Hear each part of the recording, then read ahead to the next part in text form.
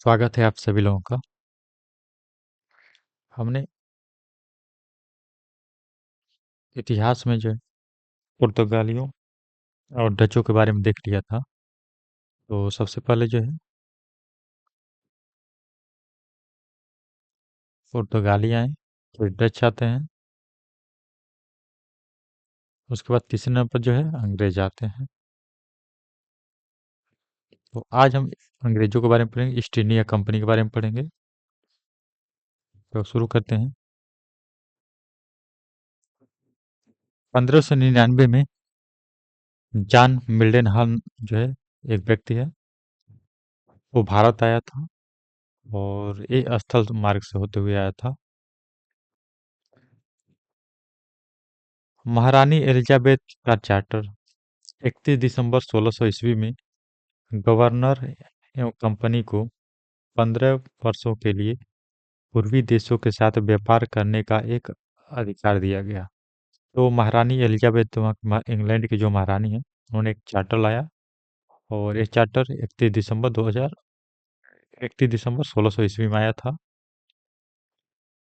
तो इसमें क्या कहा गया था? 15 वर्षों के लिए पूर्वी देशों के साथ व्यापार करने का अधिकार दिया गया कंपनी को।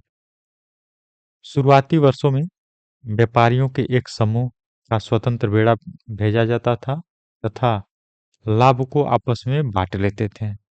इसमें 24 निदेशकों का समूह था। तो एक कंपनी जो थी शुरू में वो क्या करती थी, वो स्वतंत्र रूप से एक बेड़ा आता था और जो भी लाभ होता था उसको आपस में बांट लेते थे। शुरू के 12 वर्षों तक कंपनी खुद को इंडोनेशिया तक ही सीमित रखा, परंतु शीघ्र ही भारत के कपड़ों का महत्व को समझा तथा इसका उपयोग मसाला खरीदने के लिए करने लगे। अब अंग्रेज जो है शुरू के 12 वर्षों में इंडोनेशिया से क्या करते थे, वहाँ पे ये लोग मसाला वगैरह थे यूरोप में बेचा करते थे। लेकिन शीघ्र ही इन्होंने भारत के सूती कपड़ों महत्व जो है सोरा वगैरह हो गए, इसका व्यापार करने लगे और इसका उपयोग मसाला को खरीदने में करने लगे। तो भारतीय वस्त्रों का उपयोग जो है मसाला को खरीदने में करने लगे। विलियम हॉकिंस 1609 में जहांगीर के दरबार में आगरा पहुंचा था, किंतु पुर्तगालियों के षड्यंत्र के कारण खाली हाथ लौटना पड़ा था।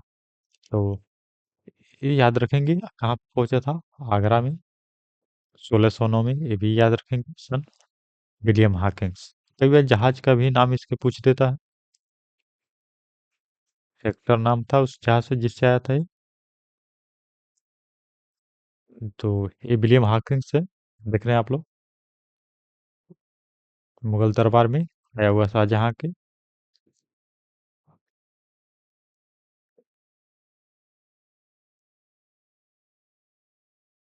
1611 में कैप्टन मिल्टन ने सूरत के निकट स्वाली में पुर्तगालियों के जहाजी बेड़ों को पराजित किया। तो इसको याद रखेंगे आप लोग, 1611 में स्वाली का युद्ध लड़ा गया था और कैप्टन कौन था? मिल्टन था।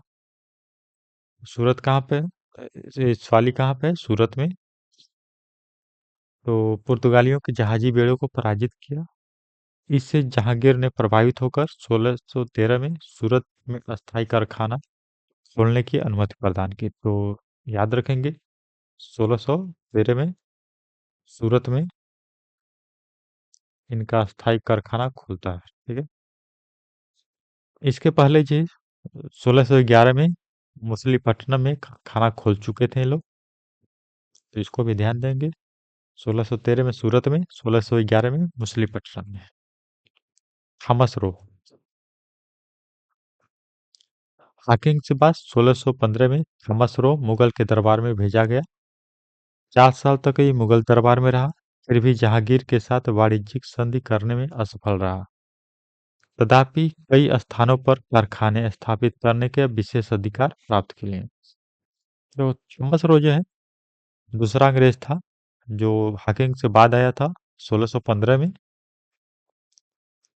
और यहाँ पर जो है वाणिज्यिक संधि करने में ये असफल रहा था, लेकिन कारखाने स्थापित करने के लिए विशेष अधिकार इसने जहांगीर से प्राप्त कर लिए थे। थॉमस रो पुर्तगालियों के जहाज को लूट लेता था तथा भारतीय जहाजों से भारी जुर्माना वसूलता था। तो थॉमस रो क्या करता था कि जो समुद्री मार्ग से पुर्तगाली जहाज आते थे, उनको लूट लेता था, उनसे युद्ध कर लेता था और भारतीय जहाज़ों को लूटता तो नहीं था, लेकिन क्या करता था, उनसे जुर्माना वसूलता था। क्योंकि इस समय तक मुगल जो है काफ़ी शक्तिशाली थे, इस वजह से ये लूटपाट जो भारतीय जहाज़ों से नहीं करते थे, बस कर वसूला करते थे। 1623 तक सूरत, मछलीपट्टनम, भरूच, अहमदाबाद में कारखाने खोले गए। 1625 में सूरत की किलेबंदी कर दी गई। यहाँ पर आप लोग ध्यान देंगे घटना जो है 1625 में सूरत की किलेबंदी की गई। इसके इसके क्षेत्र विस्तार साम्राज्यवादी महत्वाकांक्षा का पता चलता है। तो किलेबंदी का मतलब क्या होता है कि कोई एक एरिया है उसको आपने पूरी तरह से बंद कर दिया, ठीक है। ऊंची ऊंची दीवारें बना दी थी जिससे आप वो सुरक्षित हो जाते हैं बाह्य आक्रमण से, ठीक है। और उस किले में जो है अपना शासन प्रशासन भी थोड़ा बहुत चला लेते हैं आप लोग, ठीक है। तो इस तरह से क्या था, सूरत में किलाबंदी कर दी। इससे इनके क्षेत्र विस्तार और साम्राज्यवादी महत्वाकांक्षा का पता ये याद रखेंगे, बहुत ही इंपॉर्टेंट लाइन है। यहाँ पर पहली बार में 1625 में ही ये लगने लगा था इनके इरादे किस तरह से हैं। 1622 में अंग्रेजों ने हरमुज पर कब्जा कर लिया, पुर्तगालियों के आक्रमण से सुरक्षित हो गए, ठीक है। तो हरमुज कहाँ पे है? आप ये वाला देख रहे हैं, ईरान हो गया ये, और ये सऊदी अरबिया हो गई। तो यहीं पे जो है हरमुज है, ठीक है। अब क्या होता था कि यहाँ से होते हुए टर्की वगैरह है जो स्थल मार्ग से आते थे और यहाँ से आराम से समुद्री मार्ग से भारत पे आ जाते थे लोग, ठीक है। तो यहाँ पर कब्जा कर लिया था यहाँ पर हरमुज पर। इस तरह से पुर्तगालियों से ये लोग सुरक्षित हो गए थे पूरी तरह से। ये वाला देख रहे हैं आप लोग, सूरत का है ये जो फोटो है, ये सूरत का है, ठीक है। किलाबंदी किए हुए ये लोग, ठीक है। यहाँ पे फैक्ट्रियाँ वगैरह भी है, ये आप लोग देख रहे होंगे।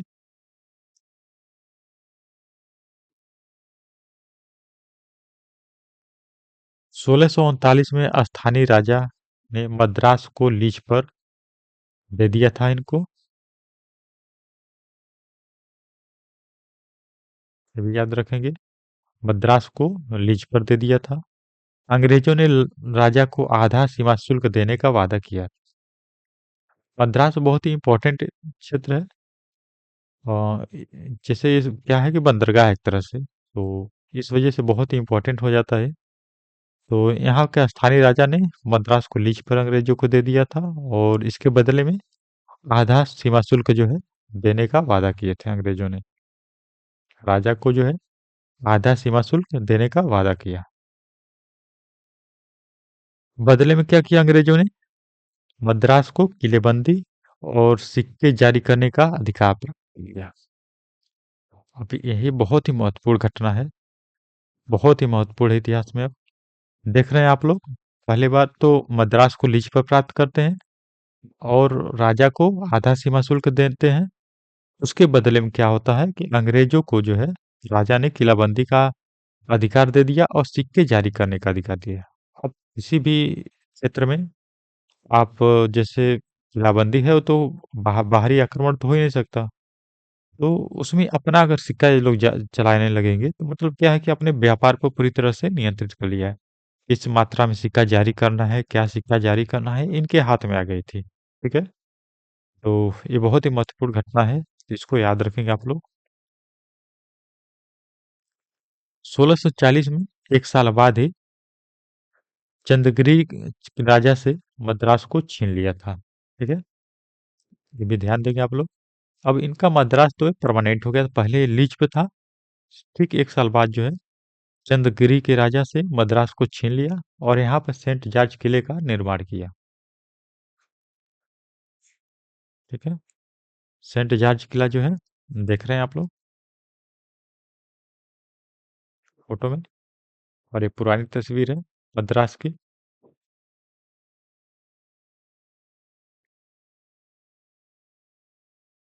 पूर्वी भारत।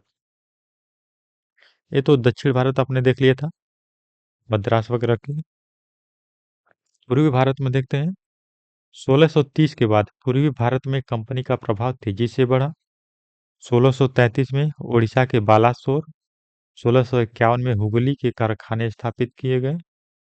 1680 में मुगल सम्राट ने कंपनी पर जजिया कर लगा दिया।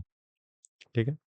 और इसके बदले में कंपनी को सूरत के अलावा सभी जगह सीमा शुल्क रहित व्यापार की अनुमति मिल गई। तो यहाँ देख रहे हैं आप लोग, मुगल के जो सम्राट हैं वो कंपनी पर जजिया कर लगा देते हैं, और बदले में सूरत के अलावा जो है, इसको ध्यान देंगे आप लोग, सूरत नहीं था, इसके अलावा जो है सभी जगहों पर सीमा शुल्क रहित व्यापार की अनुमति मिल गई कंपनी को। ठीक है। कंपनी कलकत्ता के व्यापार की शुरुआत जो है, देख लेते हैं यहाँ पर किस तरह से इन लोगों ने व्यापार की शुरुआत की कलकत्ता में। औरंगजेब के समय एक फरमान से एक निश्चित वार्षिक राशि के बदले बंगाल में चुंगी रहित व्यापार की अनुमति मिल गई। तो अभी आपने देखा था यहाँ पर जजिया कर जो लगता है 1680 में, तो सूरत के अलावा सभी जगहों पे सीमा शुल्क रहित व्यापार की अनुमति मिली थी। यहाँ पे देख रहे हैं कलकत्ता में औरंगजेब ने एक फरमान जारी करता है, और एक निश्चित राशि के बदले बंगाल में चुंगी रहित व्यापार की अनुमति मिल जाती है अंग्रेजों को। जल्द ही अंग्रेजों ने सुल्तानती में एक कारखाना खोल लिया। ठीक है। 1600 कितना में, 90 में।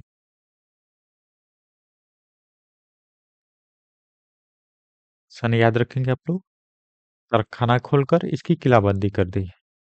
अब अंग्रेज जहां भी कारखाना खोलते थे, एक काम ये जरूर कर देते हैं, उसकी किलाबंदी कर देते थे, जिससे बाह्य आक्रमण जैसे राजाओं के आक्रमण इन सब से सुरक्षित हो जाता था, इन सब का कारखाने वगैरह। ठीक है। तो बहुत ही चालाक थे अंग्रेज। ठीक है। जब भी कारखाना खोलते थे तो उसकी किलाबंदी जरूर करते थे ये लोग। बंगाल के नवाब से 1200 रुपये कंपनी ने सुल्तानती गोविंदपुर कालिकता गांव की जमींदारी, राजस्व जमींदारी मतलब क्या है, राजस्व वसूलने का अधिकार खरीद लिया। अब एक बहुत ही महत्वपूर्ण घटना घटती है। 1200 ही रुपये में बंगाल का नवाब जो था, उसने क्या किया कि 3 गांव है सुल्तानती गोविंदपुर कलकत्ता के जमींदारी का अधिकार दे दिया था। अब ये लोग पहले से ही मद्रास में जो है अपना सिक्का चला रहे थे। ठीक है। सिक्का वगैरह बना रहे थे, पैसा वगैरह छाप रहे थे वहां पे, चला रहे थे। अब यहाँ पर जो है कलकत्ता में क्या हो रहा है, एक तो औरंगजेब ने इन सबको क्या है कि चुंगी रहित व्यापार की अनुमति दे दी थी। फिर बंगाल के नवाब ने क्या किया था कि 1200 रुपये में ही 3 गांवों को राजस्व वसूलने का अधिकार दिया था। अब ये डबल फायदा में ये लोग आ गए थे। खुद का व्यापार जो है चुंगी रहित बिना हो रहा था इन लोग का। ठीक है। और 3 गांवों में राजस्व भी वसूली कर रहे थे। अब यहाँ से इनकी महत्वाकांक्षा जो है काफी बढ़ जाती है, क्योंकि यहाँ पर जितने भी अधिकार दिए गए थे, इनसे इनकी प्रॉफिट काफी ज्यादा हो रही थी। ठीक है। तो लालच बढ़ती जा रही थी राजस्व वसूलने की और शासन करने भारत में। तो आप लोग देख रहे हैं इस प्रकार से 1690 तक आते आते मात्र 1690 वर्षों में कंपनी की स्थापना कब होती है, 1600 में होती है। और 1690 में ये कारखाना खोलते हैं सुल्तानती में। और मात्र 90 वर्षों में बम्बई, मद्रास, कलकत्ता पर अधिकार कर लिया था। बम्बई पे किस तरह से अधिकार इनका हुआ था, अपने मद्रास में तो आपने देखा था चंद्रगिरी के जो राजा थे उनसे छीन लिया था। कलकत्ता में आपने देख रहे हैं शाही फरमान से हो गया था। और बम्बई में 1661 में चार्ल्स द्वितीय का विवाह जो है पुर्तगाल की महारानी से हो जाती है। ठीक है। तो उसमें उनको दहेज में मुंबई दे दिया जाता है, जिसको ये मात्र 10 पाउंड जो है, 10 पाउंड में ही ये कंपनी को दे देते हैं चार्ल्स जो है। आगे देखते हैं। फर्रुखसियर ने एक फरमान जारी किया 1770 में। औरंगजेब के बाद जो है मुगल काफी कमजोर पड़ गए थे, और एक काफी हद तक जो है ब्रिटिश जो है ईस्ट इंडिया कंपनी पर निर्भर हो गए थे। तो इन्होंने एक 1777 में एक शाही फरमान जारी किया और अंग्रेजों को विभिन्न प्रकार के विशेष अधिकार दिए थे इन लोगों ने। ये अधिकार क्या थे? कलकत्ता के आसपास क्षेत्रों में राजस्व की वसूली। कलकत्ता में तो ये राजस्व वसूली कर ही रहे थे, उसके आसपास के क्षेत्रों में भी ये राजस्व वसूली का काम करने लगे थे। 10,000 सालाना राशि के बदले सूरत में सभी करों से मुक्ति। पहले क्या था कि सूरत के आसपास के जो क्षेत्र थे वहां पे कर मुक्त व्यापार कर सकते थे, लेकिन सूरत में इनको कर देना पड़ता था। लेकिन अब क्या हुआ, फर्रुखसियर के फरमान से 10,000 रुपये वार्षिक सालाना राशि के बदले सूरत में सभी करों से इनको मुक्ति मिल गई। ठीक है, अंग्रेज जो चाहते थे यहाँ पर हासिल हुआ इनको। और 30,000 वार्षिक रकम के बदले बंगाल में मुक्त व्यापार की अनुमति। अब आप यहाँ देख रहे हैं, कलकत्ता वगैरह में तो पहले से ही मुक्त व्यापार ये लोग कर रहे थे, लेकिन बंगाल जो है, बंगाल बहुत बड़ा एरिया था उस समय। आप उड़ीसा वगैरह थे, और बिहार हो गया, पश्चिम बंगाल हो गया, और इसमें वर्तमान का बांग्लादेश भी शामिल थे। ये बहुत बड़ी एरिया है, वहां पर मुक्त व्यापार की अनुमति मिल गई इन सबको। तो ये बहुत बड़ी घटना है। ठीक है, यहाँ से अंग्रेज जो है साम्राज्यवादी जो है सोच इनकी विकसित होती रही। बंबई में ढाले गए सिक्के पूरे मुगल साम्राज्य में वैध थे। अब जो इनके सिक्के जो है बंबई में ढल रहे थे, उसको पूरे मुगल साम्राज्य में वैध करार दिया गया था। यहाँ आप लोग देखते हैं, ये जो फर्रुखसियर का फरमान है, ये बहुत ही इतिहास, भारत के इतिहास में बहुत ही महत्वपूर्ण घटना है।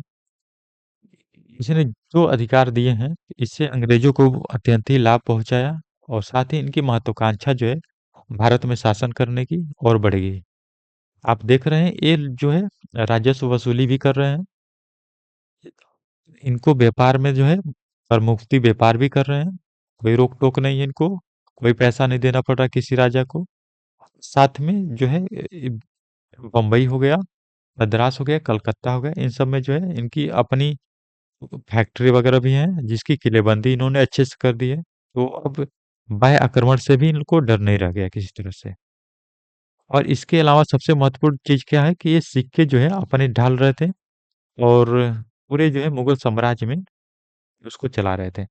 अब किसी भी कंपनी को या व्यक्ति को अगर सिक्के ढालने की अनुमति मिल जाती है और उसको चलाने की, तो समझ सकते हैं पूरे व्यापार में उस पूरे, समझिए उस जितने भी क्षेत्र हैं उस पर शासन प्रशासन तो एक तरह से इनके पास ही आ जा रहा है। ठीक है, वाणिज्य व्यापार इस तरह से काफी हद तक ये जो है राजा इनके ऊपर निर्भर हो गए थे आगे। तो ये फर्रुखसियर का फरमान जो है आगे चल के बहुत बड़े विवादों को जन्म देता है, जिसके वजह से अंग्रेज जो है ल- बंगाल के जो शासक हो गए या फिर अन्य जगहों पे युद्ध में पड़ जाते हैं, क्योंकि इनकी महत्वाकांक्षाएं बढ़ जाती हैं, क्योंकि ये सारे अब जो भी फरमान है इसको पूरे भारत में लागू करना चाहते हैं लोग। लाभ काफी ज्यादा हो गया था इन लोगों को। तो आगे के वीडियो में हम इसके आगे से देखेंगे इनका युद्ध जो है किनके के साथ होता है, और आगे किस तरह के डेवलपमेंट करते हैं लोग। तो इसका जो पीडीएफ आप लोग, पीडीएफ ध्यान देंगे, पीडीएफ आप लोग डाउनलोड कर सकते हैं टेलीग्राम से, और ज्वाइन करें इसको, यूट्यूब को भी ज्वाइन करें। ठीक है, आगे जो वीडियो इस पे आते रहेंगे। आप सभी लोगों का धन्यवाद।